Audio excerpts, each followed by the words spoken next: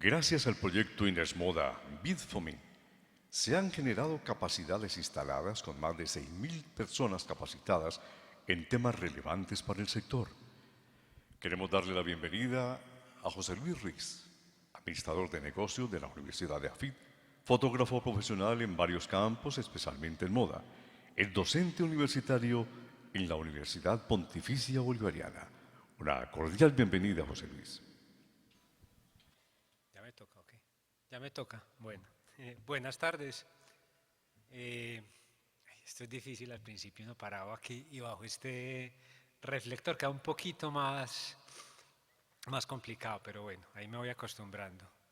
Vamos a hablar hoy del cine, fotografía y moda, básicamente de la óptica de un fotógrafo de moda que ve cómo otros fenómenos alimentan la fotografía y en este caso en particular la fotografía de moda con otras artes visuales, ¿sí? Es claro que todas las artes visuales interactúan y se alimentan unas con las otras. Entonces voy a arrancar con una cita de Herb Ritts, un fotógrafo ya fallecido, que dice: la fotografía alimentaba la moda y la moda alimentaba la fotografía y todo eso estaba influido por la música, el cine y todo lo que estaba pasando, ¿sí? Aquí queda manifiesto de dónde se sacan ideas, de dónde vienen cosas para el quehacer fotográfico. No solamente viene de revisar fotógrafos que han hecho cosas en tu género o en otros géneros, sino también de otras artes. El cine alimenta la fotografía, el cine alimenta la moda alimenta la fotografía y viceversa. Vamos a hablar entonces inicialmente de las relaciones entre ellos y vamos a empezar a hacer manifiestas estas relaciones. Y vamos a aclarar algo, o sea, todo lo que decimos hoy hay excepciones, porque estamos hablando de lenguajes que se han constituido. Muchas veces la constitución de esos lenguajes empieza con una excepción que se empieza a usar y termina familiarizándose todo el mundo con ella y empieza a tener un significado claro para el público. Entonces, es muy probable que en muchas de las cosas que veamos nos vengan a la mente excepciones que no funcionan dentro de esa regla. Pero lo que estamos hoy aquí es haciendo la búsqueda de generalidades que nos permita ver cómo la fotografía se alimenta del cine, cómo la fotografía y la moda interactúan juntos, cómo el cine y la moda se relacionan. Vamos a arrancar básicamente para dejarlo, digamos que de alguna manera manifiesto y a un lado rápidamente, de la relación cine y moda, ¿sí? Porque me interesa más la relación de lo fotográfico con las otras dos, con el cine y con la moda respectivamente. Entonces dejo el cine y la moda de primero para poder, digamos que pasar la hoja y concentrarme en lo otro. Cuando hablamos de cine y moda, básicamente la relación principal, uy, no se puede patear el micrófono, es el vestuario. Y haciendo la preparación de esta conferencia encontré que en el 2008 InStyle y Sky Movies hicieron una encuesta de los 10 mejores vestidos en la historia del cine y estos fueron los resultados. El vestido de Scarlett O'Hara, interpretada por Vivian Leigh, en Lo que el viento se llevó. Esta película es anterior a que existiera el Oscar de la Academia, entonces no tiene ninguna mención por vestuario en ninguna ni Oscar, ni los premios británicos, etc. El Oscar a la Academia va a venir un poco después. Yo aquí tenía el pastel con la fecha y se me perdió. Bueno. El 9 fue el vestido de Queen Elizabeth en la película Elizabeth del Imperio Dorado del 2007, que se ganó un Oscar y fue nominada a los premios británicos, a los equivalentes a los Oscar en Londres. El vestido de Liza Minnelli, que fue nominada a los premios británicos para el cine y la televisión traducidos al español. El vestido de Nicole Kidman para Moulin Rouge, que ganó un Oscar y un premio AFI. El vestuario de Diane Keaton para Annie Hall, que fue el director de vestuario de la película, Ruth Morley, pero los diseños en los créditos aparecen como Ralph Lauren y hay gente que dice que parte del vestuario también fue el de Diane Keaton. Esto nos permite hablar también de otra cosa más allá de la reseña y es cómo a través del cine empiezan también a imperar unos modelos y unas formas de vestir y de hablar también del Star System, ¿sí? Cualquiera que haya visto a Diane Keaton en una película reciente sabe que ella siempre se viste así, o sea, casi que se queda no solamente el esquema del artista, sino que muchas veces ese esquema termina siendo en todos sus personajes y empieza a funcionar. El vestido de Kate Winslet en Titanic, el 4, el de Olivia Newton-John en Grease, este que es un clásico, el vestido de Audrey Hepburn en Desayuno en Tiffany's. Y aquí empezamos, por ejemplo, a hacer esa asociación que es muy fuerte de diseñadores y cine, ¿sí? O sea, cuando le dicen, por ejemplo, a un Jean Paul Gaultier, hágame el vestuario para El Quinto Elemento, o Givenchy para este caso, o sea, y cada vez más el cine se apoya en los diseñadores y en las grandes casas de moda para poder hacer sus películas, y eso empieza a dar una sinergia de mercadeo para todo el mundo. O sea, es una relación que no necesita mayor explicación. Yo creo que todos entendemos más o menos cómo funciona. Este vestido, que es el número 2, que es un súper clásico, este vestido fue vendido creo que hace 2 años o 1 año por más de $4 millones, lo que lo hace el vestido más famoso en la historia del cine. ¿Qué pasa? Que el que ganó fue este. Pero la encuesta fue muy realizada después de la aparición de esta película. Entonces se dice que también influyó eso. Si hiciéramos la encuesta más adelante, seguramente muchos críticos dicen que el vestido que ganaría sería el vestido de Marilyn Monroe. Pues el vestido es un ícono, no solo para la fotografía, sino también para el cine, ¿sí? Se ha repetido esa imagen. Los que alguna vez vieron La chica de rojo saben que eso está influido básicamente por la escena del metro y Marilyn. Ya con esto me puedo pasar a otras áreas donde me siento más cómodo hablando, y es hablando de fotografía y moda. Lo primero que vamos a decir es que fotografía y moda, si usted lo empieza a buscar, no lo encuentra. O sea, ya hay casi que una acepción para definir eso, y es fotografía de moda. O sea, la fotografía de moda define la relación de fotografía y moda en todos sus aspectos. Usted no va a encontrar relación de fotografía y moda que no tenga que ver con fotografía de moda. Una fotografía de moda no es solo una foto de un vestido, es la foto de una mujer. Es una frase de Alexander Lieberman. Hay frases muy parecidas, hay una frase de Peter Lindbergh, que uno no toma la foto del vestido, sino la mujer que lo luce, etc. Y empezamos a hablar entonces de que no solo estamos hablando de vestuario, sino que también estamos hablando de personas. Y arrancamos por aquí. El género de la fotografía de moda, o subgénero, como lo quieran llamar, o lo queramos llamar en esa babel, que son los géneros, subgéneros fotográficos, disciplinas, especialidades, etc. Arranca de un género constituido desde la historia de la pintura y que pasa a la fotografía, el cual es el retrato, ¿sí? O sea, a partir del retrato, esta fotografía que tenemos acá de Pierre-Louis Pierson, lo aprendí a pronunciar para esta conferencia, es tomada en 1860, en ese momento la fotografía de moda no existe. Esta fotografía es hecha, es un retrato. La condesa de Castiglione se hizo fotografiar durante muchos años por Pierre Louis con sus diferentes vestidos, y se cumple lo que en muchos casos es el retrato, lo que era el retrato desde lo pictórico y lo que empieza a ser en lo fotográfico en los primeros momentos, que el retrato termina siendo un momento ceremonial.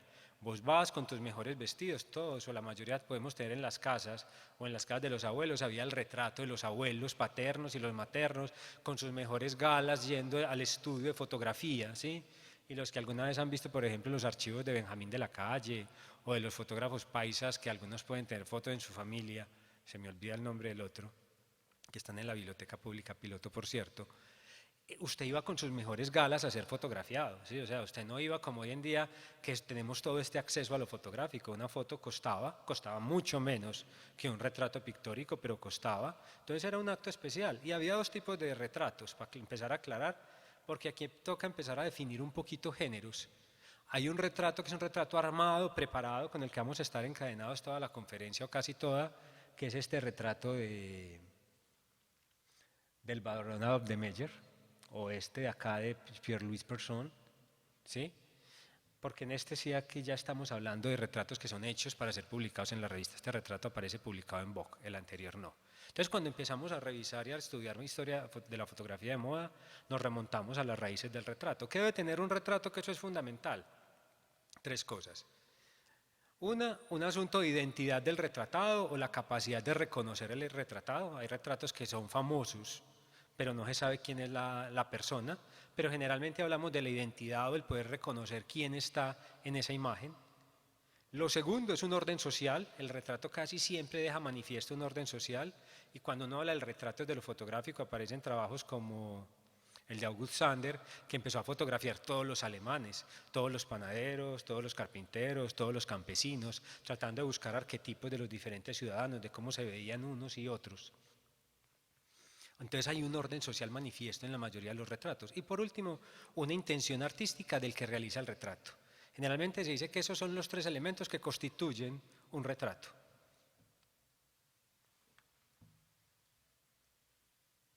Pero no siempre necesito los tres elementos. Muchos artistas han renunciado a unos elementos en favor de otros en aras de hacer una mejor comunicación. Y en la fotografía de moda se da.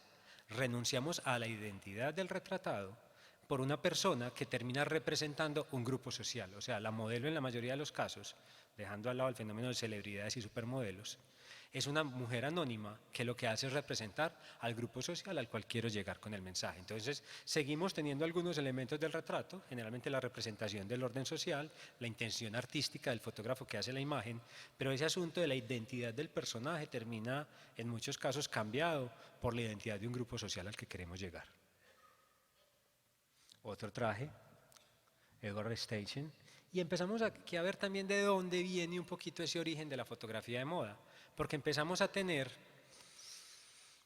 voy a decirlo y eso no suena bonito, pero es la realidad, haga de cuenta que fueran fotos sociales, ¿sí? O lo que foto que usted ve hoy en Ola o en la pasarela roja de fulanito de tal, una foto hecha común y corriente sin mayor ambición estética, donde te reseñan, iba Nicole Kidman con un traje de Prada, ¿sí? Aquí empezamos a ver que también hay un poco de esa funcionalidad en esta imagen, porque las primeras imágenes de esta fotografía de moda hablan de eso, de fulanita de tal, una mujer reconocida con identidad, y estamos mostrando qué es lo que tiene. Actrices, celebridades. Y este retrato, 1910, Ellen Humphries con un sombrero invernal creado por el pintor Rudolf Kircher. Paso a esta foto. Entre estas dos fotos, esta foto es del 2006, ahorita veo la fecha correctamente, pero entre esas dos fotos hay 96 años, es del 2004. Estas dos fotos en esencia son la misma imagen. Lo único que vemos ahí diferente es el cambio de tiempo, es casi el mismo manejo de fondo, el mismo manejo de iluminación, hay 100 años de diferencia, pero en esencia, icónicamente son la misma imagen, un fondo plano, una luz de lado, una mujer vestida con un sombrero. Dejemos el vestido sin analizar qué pasó ahí, ni el maquillaje ni el peinado, son la misma foto. ¿Qué pasó en esos 96 años? En esos 96 años, esta foto es una foto del 2004 de Irving Penn, ¿sí? Que nos enlaza perfectamente cómo ese género del retrato sigue funcionando dentro de la fotografía de moda. Se nos consolida el lenguaje de la fotografía de moda.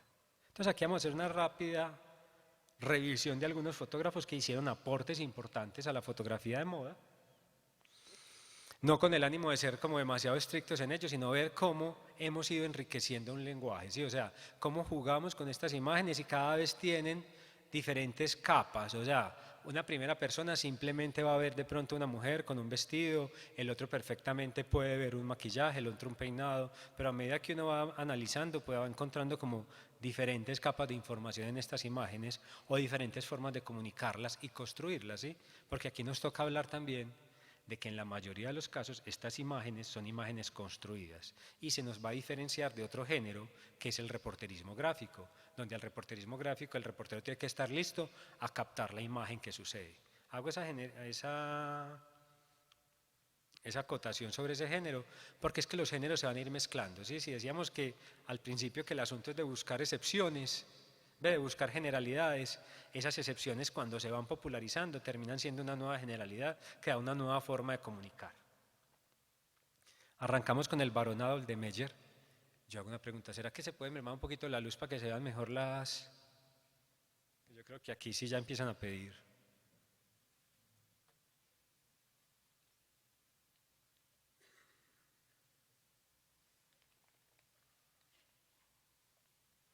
Mientras tanto avanzando con las que tienen buena iluminación. Esta es el barón Adolf de Meyer. Se dice que el barón Adolf de Meyer fue el primer fotógrafo de moda, o sea, fue el primero que fue contratado a que fuera fotógrafo de moda. En esos primeros momentos de la historia de la fotografía, esto no pretende ser una charla al respecto, pero sí nos toca hablar de ella. Las primeras fotos eran retratos, como lo dije, y aquí empezamos a decir, necesito que usted me tome fotos para tal revista. En realidad vamos a encontrar otros fotógrafos que ya habían publicado en revistas, en la moda práctica, por ejemplo, en una revista francesa ya se había publicado varios años antes. ¿Qué nos va a aportar el barón Adolf de Meyer? Nos va a dar imágenes muy pictorialistas. El pictorialismo podemos decir que es el primer movimiento fotográfico donde los fotógrafos tratan de hacer que la fotografía sea reconocida como un arte, y lo que hacen es negar lo fotográfico. En esencia niegan la definición de la imagen, que era su principal cualidad, y empezamos a tener unas imágenes con un pequeño blur o brumosas, que eso fue el pictorialismo. En el barón Adolf de Meyer hay ese pictorialismo muy elaborado, muy suave, o sea, no es tan recargado. Había fotos que eran demasiado difusas, demasiado borrosas. Aquí lo tenemos mucho más suave, pero el pictorialismo siempre le ha gustado a la gente, ¿sí? Es más, uno ve una foto pictorialista y la expresión general es, es que eso parece una pintura. Entonces, de alguna manera era un muy buen género o una muy buena escuela de trabajo fotográfico para atraer a estos trabajos. ¿Qué más aporta el barón de Meyer? La luz de contraluz, esa luz que viene de atrás a los sujetos. Miren cómo brilla, cómo ilumina. Y pasamos de ese pictorialismo al modernismo de Edward Steichen. Estas fotos son más limpias, ¿sí? Estamos hablando de fotos de los 30, 40, como para que estemos ubicados más o menos en fechas. Esto es mucho más armónico, el fondo no es tan importante, los sujetos están ubicados más para poder comunicar en la imagen, es menos recargado que lo que acabamos de ver, ¿sí? Esto es mucho más elaborado, con muchos más elementos.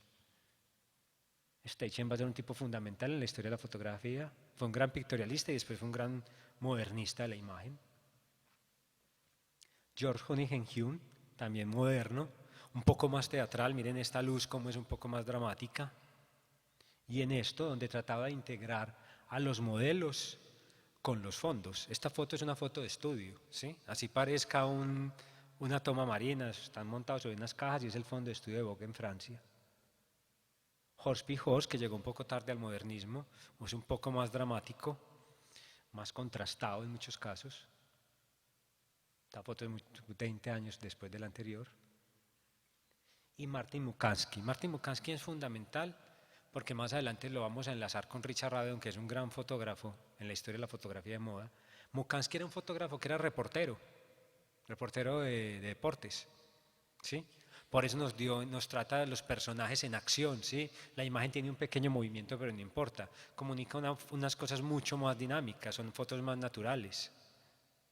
Y aquí más, miren esta también, sí, el asunto se empieza a ser mucho más real, mucho más de lo que está sucediendo. Empezamos a ver que el reporterismo empieza también a aparecer en esta fotografía de moda para hacer imágenes desde otra perspectiva, ¿sí? Vamos preparando, vamos haciendo que sucedan cosas y las vamos registrando, porque muchas de las primeras fotos eran unas fotos mucho más posadas, si entendemos ese posado como una actitud de ponerse frente a la cámara y asumir una actitud o una presencia. Tony Frisell, que sería la contraparte de Mukansky, mientras Mukansky trabajaba para Bazar, Frisell empezó a trabajar para Vogue. Básicamente el barón de Meyer vio las fotos de Mukansky en Bazar y no le paró mucha atención. Dijo, están haciendo fotos en exteriores. Hasta ese momento la fotografía popular de moda era fotografía hecha en estudio, no en exteriores, aunque ya había habido fotos en exteriores, pero no de manera permanente. Aquí hago un paréntesis grande. Generalmente cada rato decimos, es que fulanito fue el primero en, ¿sí? Casi siempre uno encuentra a alguien que lo hizo antes.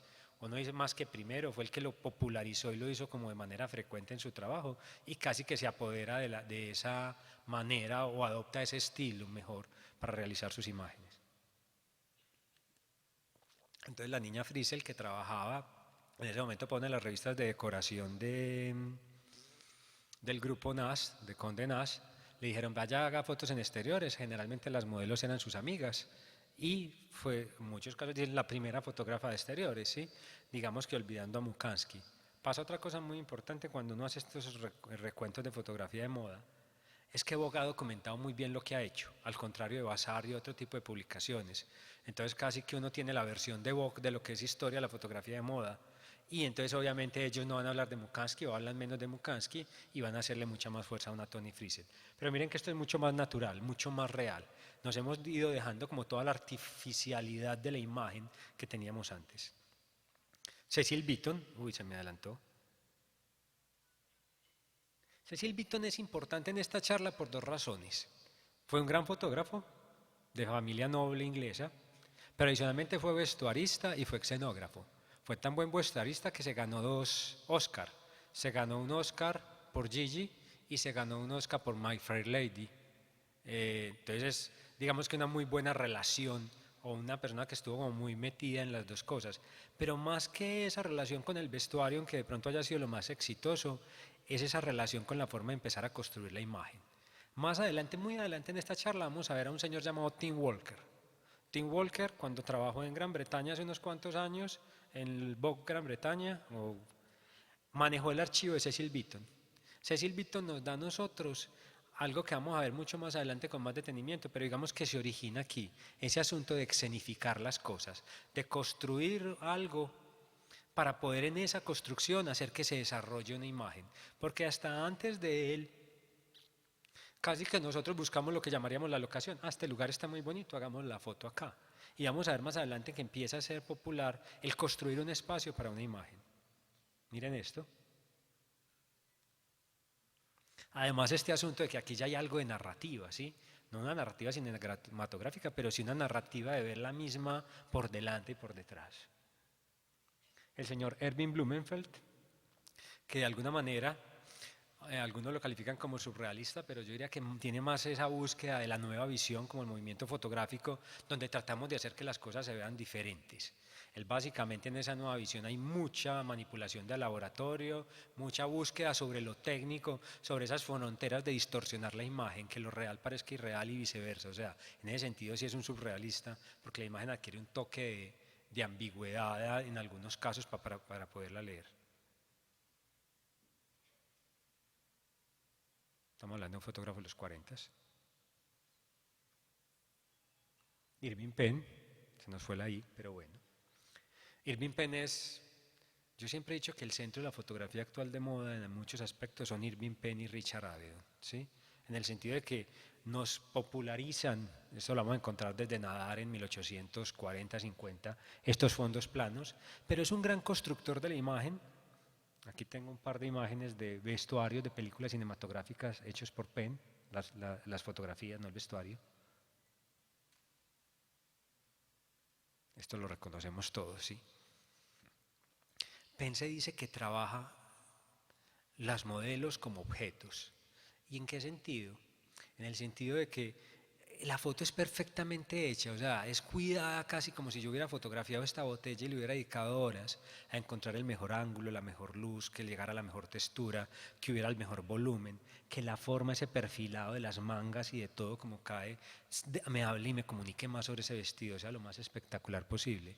En ese sentido, Penn es un maestro y obviamente mezcla varias cosas, porque fue un gran fotógrafo de moda, pero también fue un gran fotógrafo de bodegón, naturaleza muerta, como lo llaman los gringos, still life, o este tipo de trabajos que nosotros vemos muchas veces en las revistas de moda y muchas veces no sabemos de dónde se origina. Penn fue uno de los que trabajó esto hace muchos, muchos años. Pasamos a Richard Avedon, otro gran fotógrafo. Richard Avedon en muchas cosas es una mezcla entre documentalismo y reportaje. Vamos a hacer que las cosas sucedan, ¿sí? Aquí reconocemos algo de Mukansky, el que vimos anteriormente, pero empezamos a ver entonces que no solo es armar un retrato, es muchas veces exigir y buscar que algo pueda aparecer en esas imágenes. Él le va a agregar a la fotografía de moda movimiento, dinamismo, acción. Si decimos que las mujeres de Penn son unas mujeres calmadas, casi tratadas como objetos, estas mujeres son activas, vivas.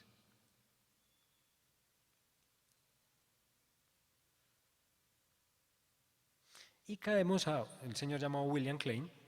Vamos a mencionarlo un par de veces en esta charla. Uno lo podría clasificar fotográficamente como un movimiento que se llamó el street photography, la fotografía de calle, donde los fotógrafos ya con cámaras mucho más manuales salen no a hacer el paisaje urbano, sino a fotografiar la gente en las calles, el que está cruzando la calle, el que está comiendo, el peladito jugando, etc. Y generalmente va a ser un crítico, aunque sea fotógrafo de moda, va a tener una visión muy crítica. Entonces generalmente monta situaciones donde uno se puede burlar de lo que está sucediendo, ¿sí? O sea, este pastelero aquí no debería estar, pero le da como ese toque, ese tono jocoso a la imagen. O esto que es ejemplo típico del street photography. Saltamos a este señor llamado Helmut Newton. Básicamente él nos trajo el sexo a la fotografía de moda, ¿sí? Cuando uno empieza a revisar la historia de la fotografía de moda y usted ve fotos de los 20, 30, 40, 50, 60, y en los 60 podemos ser un poco más flexibles, usted se da cuenta, por ejemplo, que hablamos de que la mujer se presenta de manera elegante, glamurosa. Después de Newton aparece el preséntese sexy, ¿sí? Casi que se nos vuelve un cliché hoy en día. Nosotros a la modelo, cuando la tenemos al frente, le decimos bien sexy, ¿sí? Pocas veces decimos o bien elegante o bien glamurosa, y hay muchas otras formas de representarla, pero obviamente el sexy, lo sexual, se volvió algo altamente popular y gracias a Newton lo tenemos. Obviamente hay que decir que no fue Newton por ser Newton, era el momento histórico para que un fotógrafo como Newton pudiera aparecer en ciertas publicaciones. ¿Qué estaba pasando? Estaba pasando la revolución sexual, estaba pasando la píldora, entonces automáticamente, como la moda se alimenta de los fenómenos que van sucediendo, habría que hablar de eso, y este era un fotógrafo que perfectamente manifestaba eso en sus imágenes.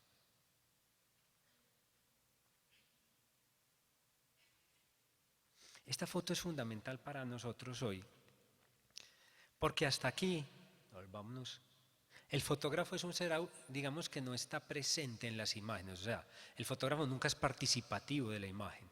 La mirada del fotógrafo es totalmente objetiva, casi que trata de pasar desapercibido en lo que está fotografiando. En muchos casos es una visión muy típica desde el reportero gráfico, de tratar de pasar desapercibido para hacer el registro, pero en la fotografía publicitaria, en los otros géneros, digamos que esa visión se mantiene, el de tratar de ser un fotógrafo anónimo en muchos casos. Esta es una de las escasas fotos donde uno puede decir que aquí hay casi que un subjetivo participativo por parte del fotógrafo, ¿sí?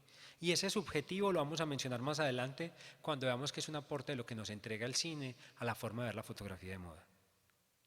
Deborah Turberville también trabaja lo sexual, pero de alguna manera mucho más íntima. Generalmente en casi todas sus fotos sus mujeres son disociadas, en el sentido de que unas no están en relación con las otras, ¿sí? Casi que cada una está en un mundo aparte.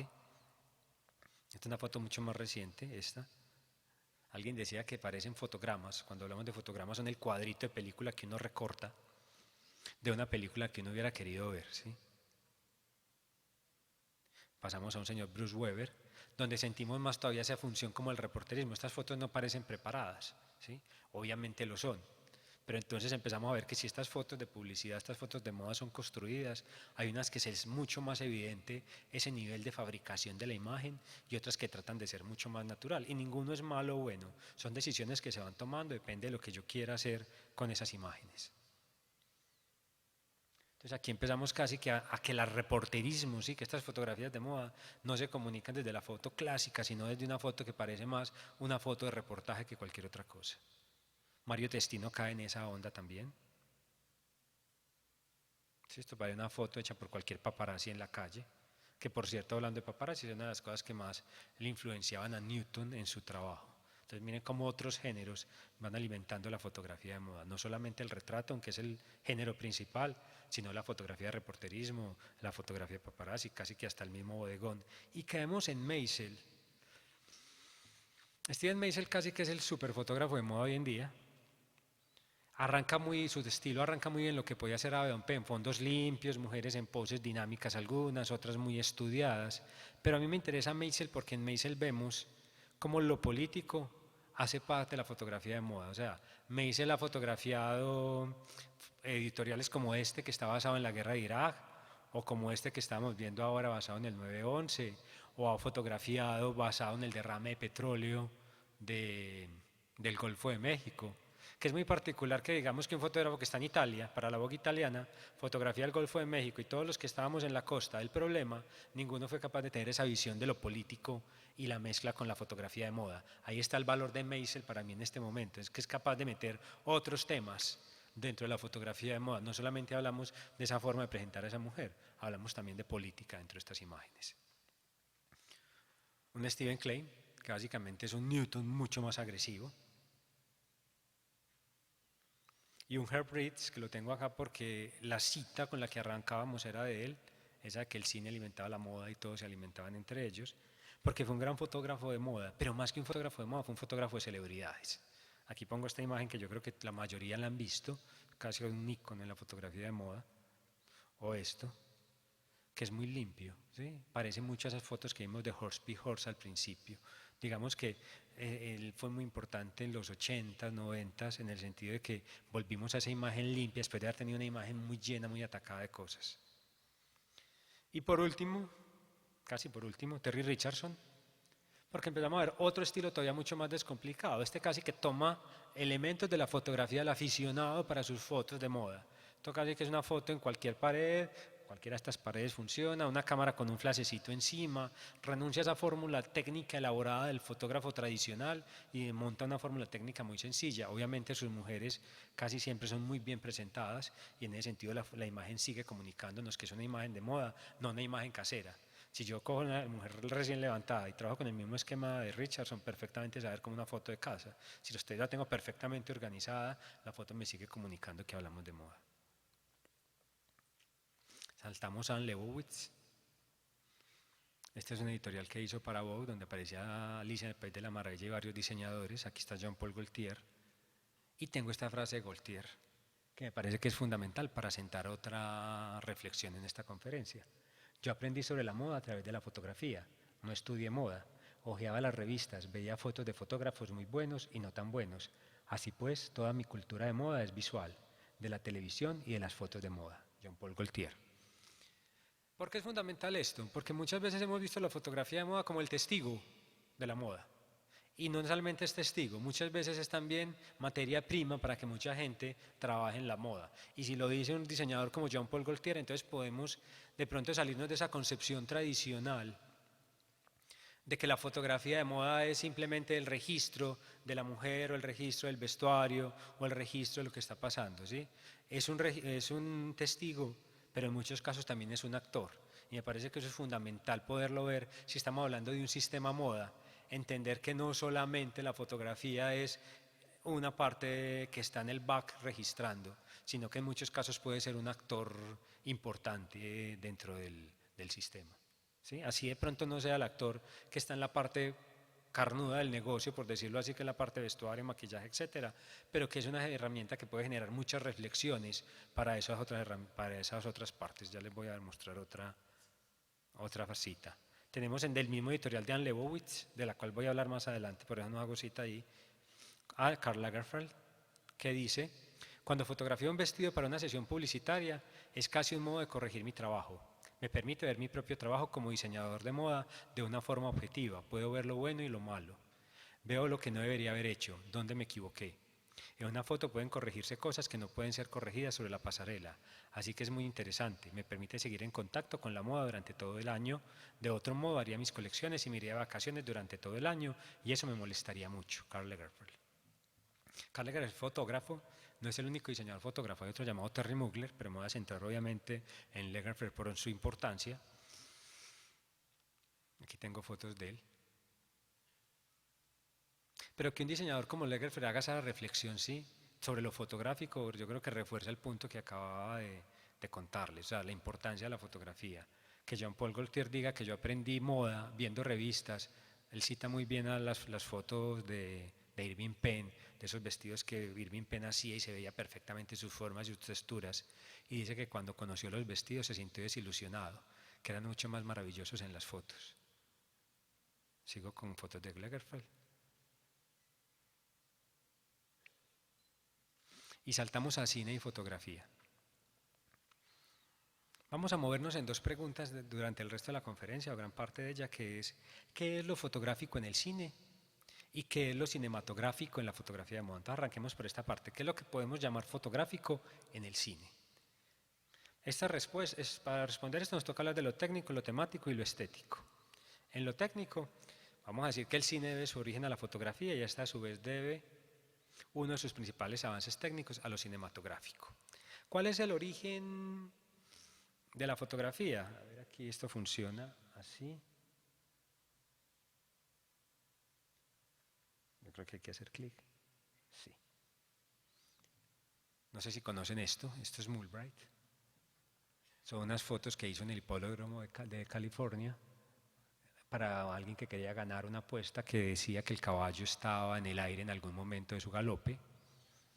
Hizo varios intentos hasta poder lograr esto, ¿sí? Esta imagen. Eso demostró que el caballo estaba en algún momento al aire. Eso cambió la concepción del registro del caballo en la pintura, que en ese momento era digamos que el arte predominante, porque el caballo casi siempre se representaba como se representa en los cochecitos, en las carruseles de centro comercial, que el caballo tiene las patas adelante, ¿sí? Esa posición en realidad no existe en el caballo, no se ve. Pero en ese momento, desde la pintura, era una idea preconcebida que había, y esto la tumba. Y eso se vuelve, digamos que un cisma en la pintura. Lo debemos representar como queremos que se vea mejor o como es en la realidad, y cada grupo va a tomar una posición distinta.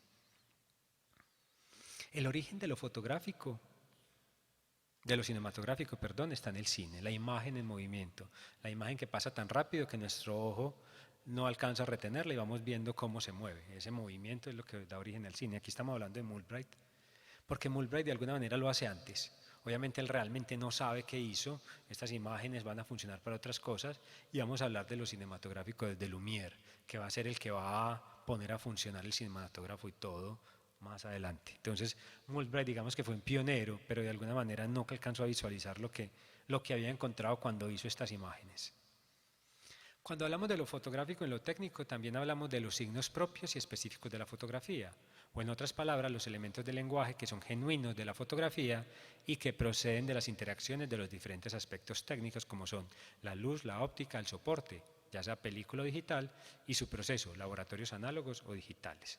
O sea, esa relación de la luz que entra por ese objetivo y queda registrada en el fondo de la cámara, y ese fondo sea una película o sea un sensor digital, es lo que podemos llamarlo fotográfico, ¿sí?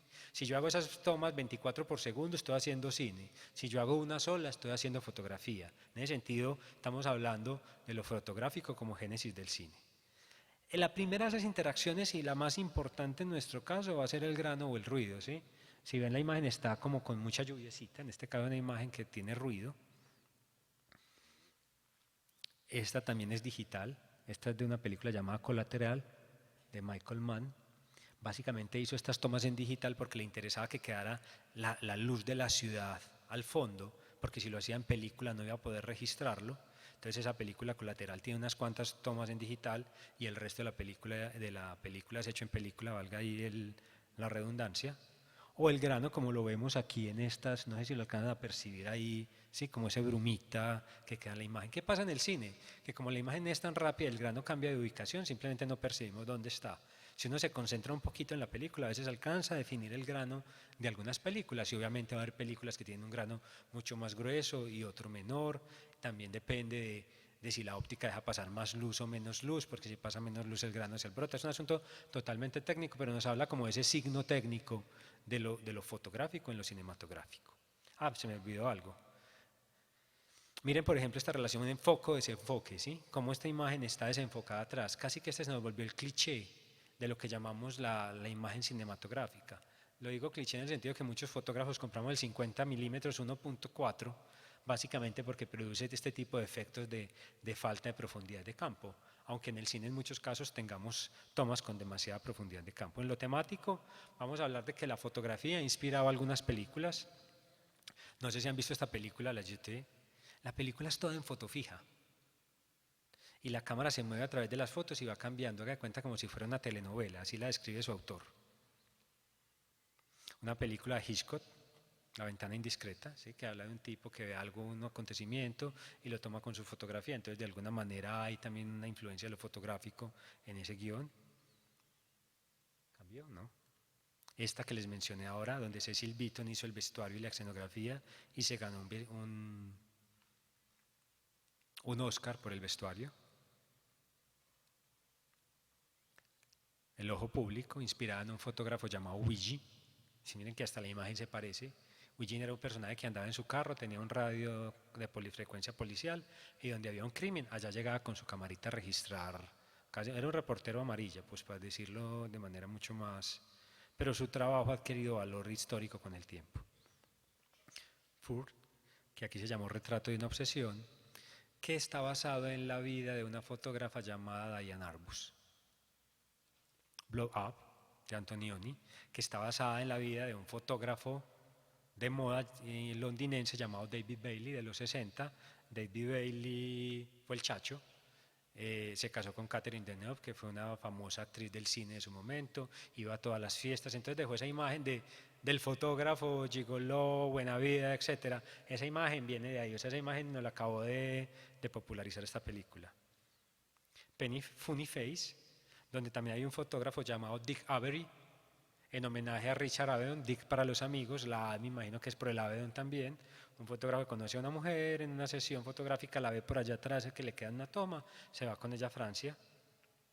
Crash, que uno podría decir que es una película en una estética muy de Helmut Newton, como muy newtoniana, en el sentido que tenemos muchos de los elementos de que había en el trabajo fotográfico de Helmut Newton, de corsés, prótesis, desnudos, carros. Entonces en muchos casos la calificaron así. ¿Quién es Polly Magoo? Una película de William Klein, el fotógrafo que les mostré ahora, que era el fotógrafo de calles, ¿sí? El street photographer, que es casi que podemos decir que esto es la génesis de lo que vamos a ver más adelante como el fashion film, una película donde critica y hace un poco de parodia sobre el mundo de la moda. Y aquí pongo entre paréntesis, porque había que ponerlas en algún lado, unas donde es más la moda la que le da historias al cine que la misma fotografía. Entonces estaría Gia, que es la historia de una modelo, Zoolander, que vale, pues para mí me parece muy interesante, puede que no sea cómicamente muy buena, pero me parece que las reflexiones son muy válidas. Obviamente esto no puede faltar acá, y esta tampoco.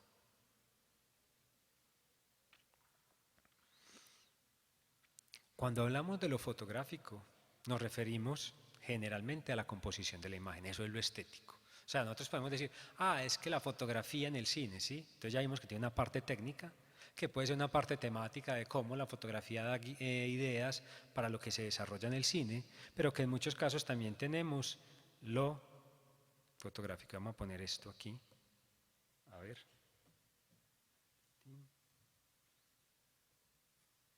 ¿Cómo llega al otro lado?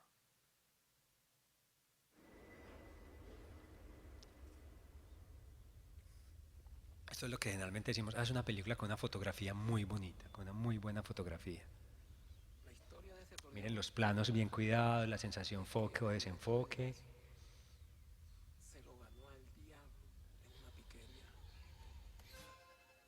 Miren las tomas, uno que dice, pues son muy bien hechas, muy bien realizadas. Entonces generalmente es lo que nosotros hemos acuñado como la fotografía en el cine, ¿sí? Cuando vemos unas buenas imágenes bien realizadas, unos buenos encuadres, una buena iluminación, hablamos de lo fotográfico en el cine. Para mí, mi vida ha convertido en un juglar. Quiero acompañarlo. ¿Acompañarme? ¿Y eso qué? Fue mi mamá. Ella cuando vio que usted salía del pueblo me dijo que fuera con usted. Miren la limpieza de los encuadres. Siempre dice eso donde cae la toma más sucia. ¿Qué hijo mío va a ser?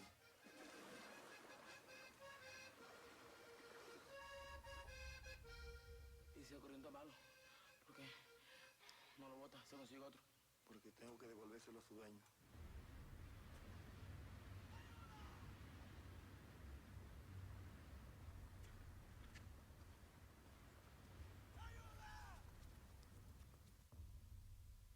Se va a hacer matar por ese acordeón.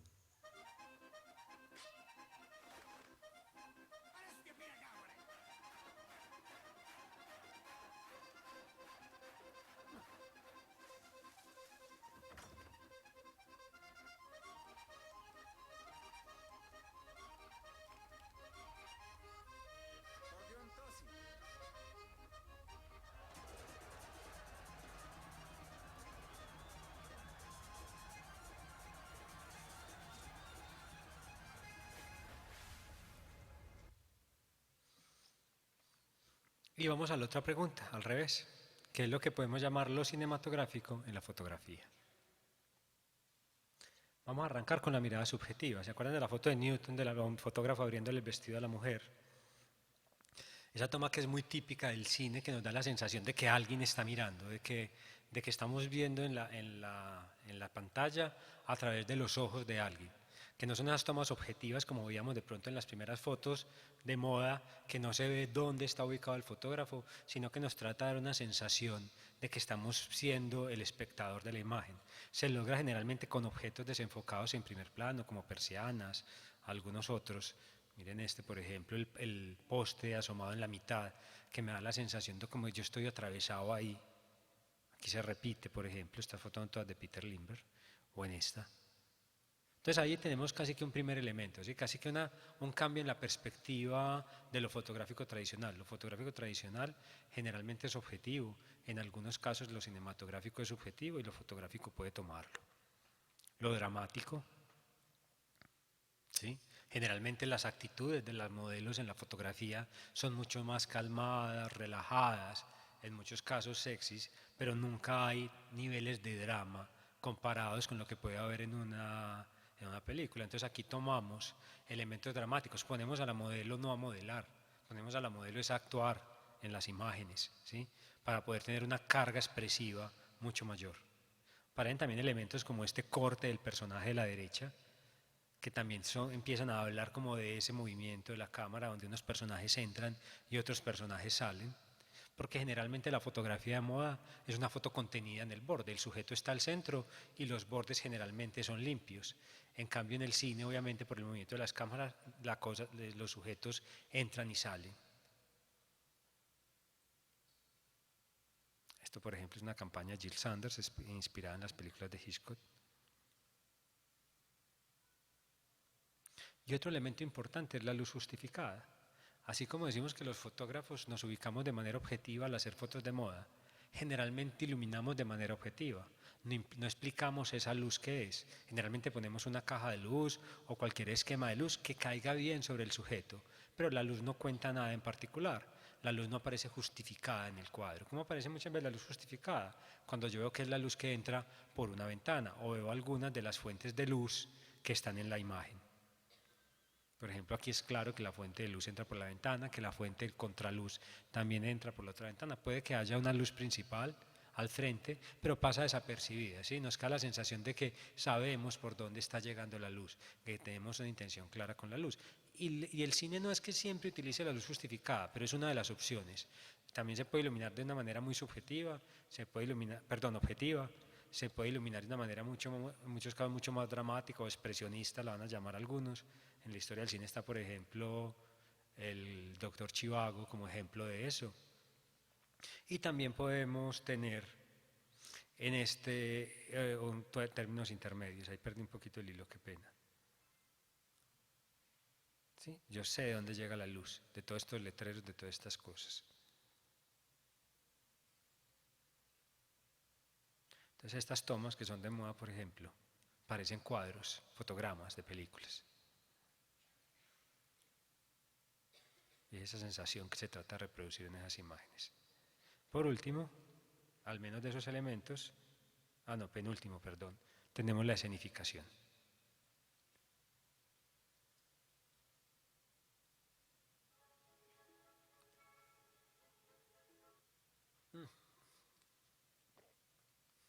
Qué pena.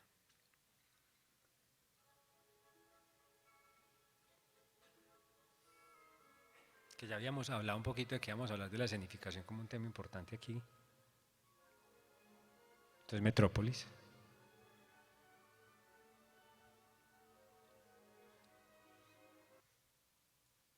Esa es la construcción del escenario, ¿sí? El lugar que construimos para que se pueda desarrollar la ficción de lo cinematográfico. No siempre ficción, muchas veces construyo escenarios que representan lo real, pero digamos que en nuestro caso nos va a interesar un poquito más el asunto de la ficción.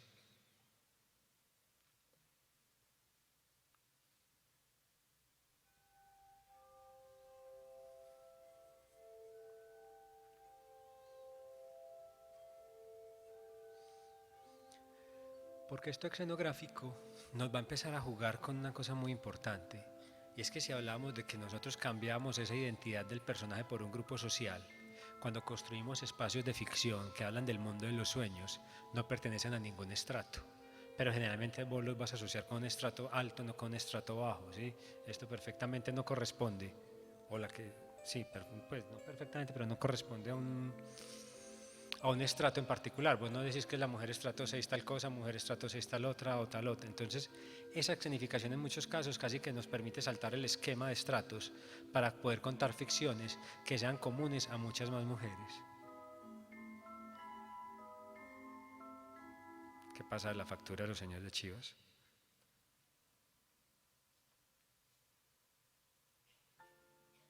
O esto, por ejemplo. Y queda aquí traigo porque lo escenográfico, vamos a ver, no está solamente en función del video que se está realizando. Vamos a ver las fotografías que siguen adelante, donde hay unos espacios que no van a estar entre los que tenemos acá, ¿sí? Entonces, la sensación que produce esto escenográfico en lo fotográfico es que vos ves las fotos y decís, uy, en todos los problemas que se metieron para hacer esa imagen, porque la fotografía termina siendo el testigo de que ese espacio fue creado de manera real, ¿sí? Casi que se trata de hacer en muchos casos un escenográfico donde no se sienta o no haya presencia del Photoshop, para darle mucho mayor impacto, para que se le agregue una laboriosidad a la imagen como un valor más, de no decir, uy, todo lo que se pusieron a hacer.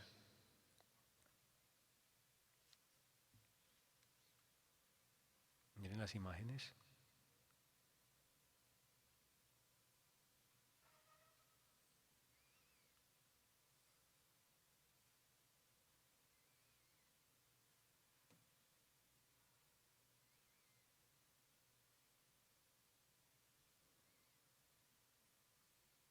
O esto de la Chapelle.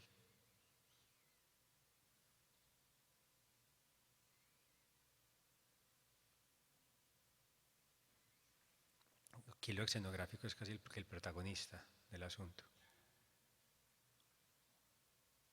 Tim Walker, que les decía que cuidado, que revisó los archivos de Cecil Beaton mientras trabajaba en Vogue.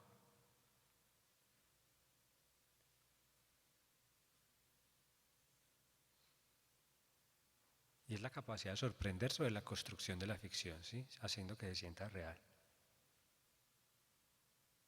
En Leibowitz, digamos que esa parte que se sienta real se desaparece un poquito, pero las imágenes tienen un claro sello de lo cinematográfico.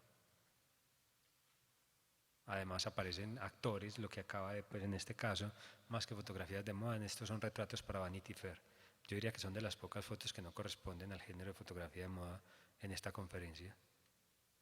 Esto parece un cuadro de Chinatown, por ejemplo.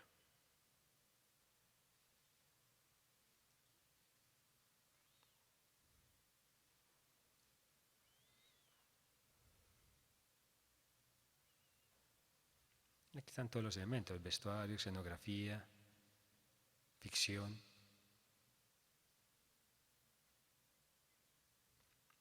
Adicionalmente queda otro elemento que tomamos los fotógrafos de lo cinematográfico y es la narrativa, que es básicamente esa intención de tratar de contar historias desde la foto fija, ¿sí?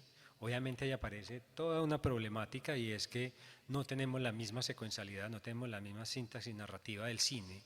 Entonces, si los cambios entre cuadro y cuadro son demasiado grandes, la historia puede perder continuidad, y si los cambios de entre cuadro y cuadro son muy cortos, generalmente va a ser demasiado largo de contar lo que está sucediendo y el asunto se nos complica.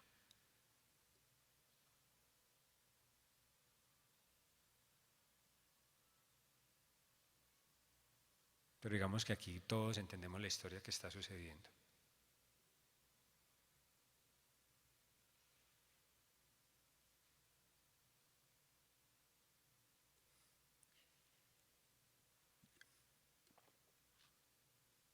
Hay un fotógrafo que soluciona muy bien esa narrativa, pero para lo fotográfico, no en este caso, que es un señor llamado Duane Michaels, para los que están de pronto tomando nota de nombres de fotógrafos. Aquí integramos todo, el video y el cine, como lenguajes al servicio de la moda. Voy a mencionar el primero, no hay ejemplos, todos los hemos visto, el detrás de cámaras, que de alguna manera funciona, pero vamos a saltar a dos un poco más elaborados, el fashion film, que porque de alguna manera son ejercicios de exploración visual en muchos casos.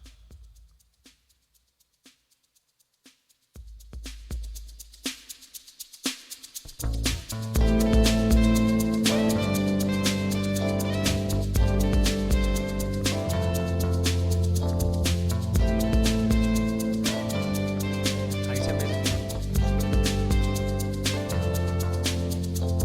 It's no thought. We sit for days and levitate like a moonlight. Up in outer space, watch it float away.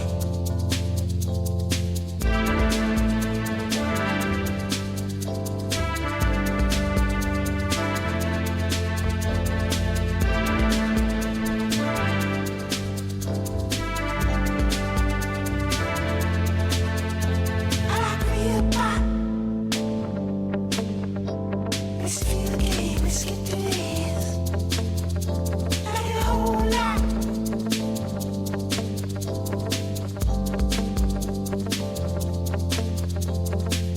I could you feel it alright. So tomorrow night we'll go anywhere.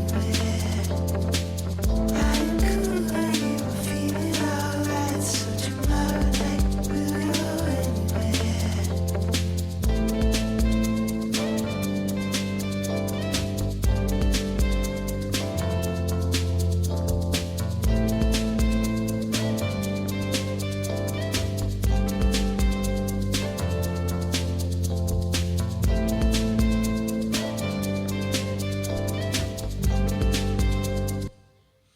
Bueno, y no voy a cortarlo, qué pena. Y el corto de moda, para que podamos ver este en su totalidad.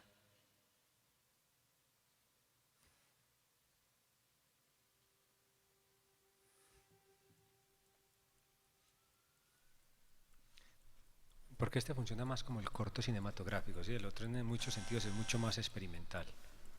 Este tiene todo lo que tiene todo lo que tiene cine, obviamente su duración, la diferencia. Sí, en el otro hay una búsqueda más sobre lo experimental de lo que funciona.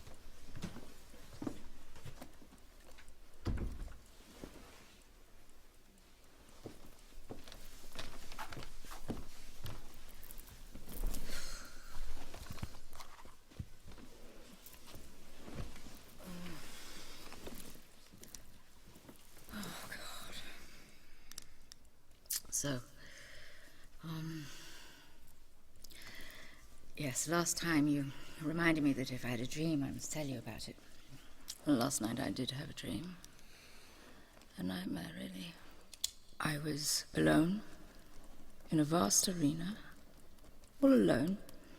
And on the stage was a rock band, but I couldn't hear the music. Total silence. I was consumed by panic. What does it mean? Does it symbolize my loneliness? I'm a very lonely person. I think it's because I'm rich. And Daddy left me everything. I love my daddy. But his money was a curse. I mistrust everyone. That's why I'm lonely. Oh, men try to charm me, but I know they're only after my money. I can't get the empty arena out of my mind. And the rock band playing, gyrating, swaying, but silently. You understand? Silently. Total awful silence. It's how I am. I exist in a cocoon of silence. Oh yes, I go out to parties. I meet people, famous and important people. I shop, Paris, London, Beijing, whatever. But I'm always alone. In a vast arena, silent and alone. Daddy was a wonderful man. But I think he too was lonely. My mother was like it was. He never remarried. Yes, he had women friends. Lots of them, very handsome, very rich. And not all of the women were of the highest quality. Young, vulgar, fake tans, you know the type. Oh, Doctor, what does it mean? What does it all mean? Doctor?